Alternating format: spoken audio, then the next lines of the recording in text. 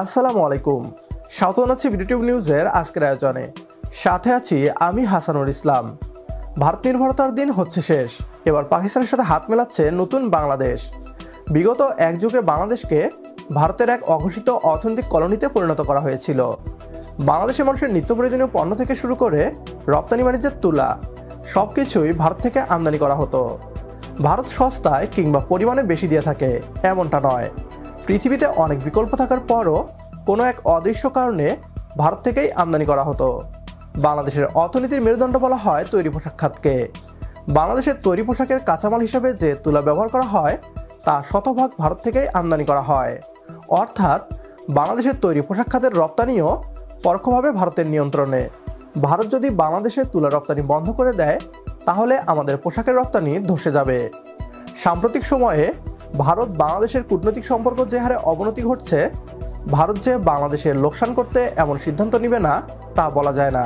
বাংলাদেশের মাথার উপর যখন সংকটের ঘন কালো মেঘ, ঠিক তখনই কাঁধে হাত রেখে পাশে দাঁড়াচ্ছে পাকিস্তান। বিস্তারিত থাকছে আজকের এই ভিডিওতে।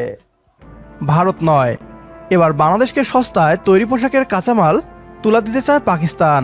ভোগ্যপণ্যের পর এবার বাংলাদেশের রপ্তানি খাতকে ভারতীয় নিয়ন্ত্রণমুক্ত করার পথে নতুন বাংলাদেশ। বাংলাদেশের তৈরি পোশাক শিল্প আমাদের অর্থনীতির মেরুদণ্ড। গত 5ই আগস্ট ছাত্র জনতার গণ অভ্যুত্থানের মাধ্যমে স্বৈরাচারী সরকারের পতন ঘটে। এরপর থেকেই ভারত বিভিন্নভাবে বাংলাদেশকে অস্থিতিশীল করার চেষ্টা করে। বাংলাদেশের পোশাক শিল্পের শ্রমিকদের ভুল বুঝিয়ে রাস্তায় নামিয়ে নিয়ে আসে দক্ষতার সাথে এই ষড়যন্ত্রকে মোকাবেলা করেছে ডক্টর মোহাম্মদ ইউনূসের অন্তর্বর্তীকালীন সরকার। তবে ভারত যে কোনো সময় বাংলাদেশের পোশাক রপ্তানির উপর হামলা করতে পারে।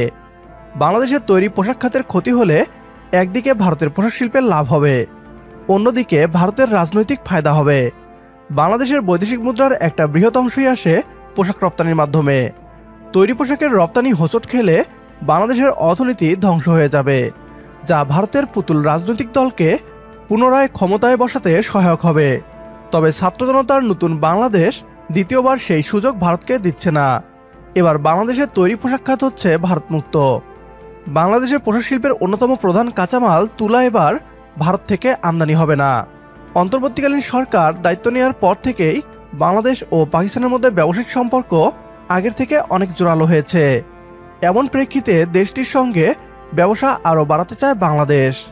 ব্যবসায়ীরা বলছেন পাকিস্তানের সঙ্গে ব্যবসা বাণিজ্য বাড়লে বাংলাদেশ উপকৃত হবে, কারণ পাকিস্তান থেকে আরও প্রতিযোগিতামূলক দামে কাঁচামাল কেনা যেতে পারে। বাংলাদেশ পাকিস্তান থেকে তুলা, সুতা, কাপড় ও অন্যান্য প্রয়োজনীয় পণ্য আমদানি করছে। তবে এই আমদানি এখনও চীন ও ভারতের তুলনায় অনেক কম। তবে বর্তমান সরকার তুলা এবং সুতা পাকিস্তান থেকে আমদানি করতে আগ্রহী।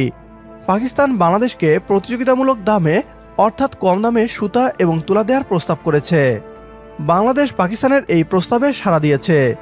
ভারতের মতো পাকিস্তান শুধু বাংলাদেশের বাজারে রপ্তানি করতেই আগ্রহী নয়, বরং বাংলাদেশি পণ্যের জন্য তাদের বাজার খুলে দিতে চায়। বাংলাদেশ এবং পাকিস্তান যদি নিজেদের মধ্যে ব্যবসা বাণিজ্য বৃদ্ধি করতে শুরু করে তাহলে ভারত নির্ভরতা থেকে উভয় দেশই মুক্ত হতে পারবে। বাংলাদেশ পাকিস্তানকে ঔষধ এবং ইলেকট্রনিক্স পণ্য দিতে পারে।